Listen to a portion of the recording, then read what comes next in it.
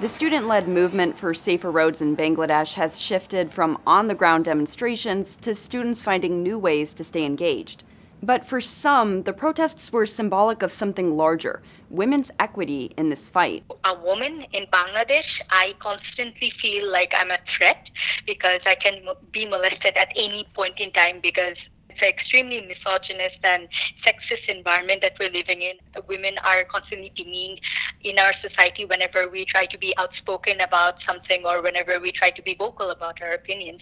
But in this case, we were seen as equals and we were treated as equals. The movement in Bangladesh started after 2 students were hit and killed by a bus. Initial peaceful protests in the beginning of August turned violent as officials tried to take control. The student we talked to asked to have her identity protected. And regardless of what the violence is at stake or what repercussions they have to face, that women can be fearless, that women were in the front lines, women were taking a beat down from police. That crackdown led to female students and journalists saying they experienced gender-based violence, including kidnapping, rape, and sexual harassment from members of a pro-government group called the Bangladesh Chhatra League. BCL leaders dismissed the allegations, saying they were absolutely fabricated. The fact that we were abused or molested, we always have to come up with proof.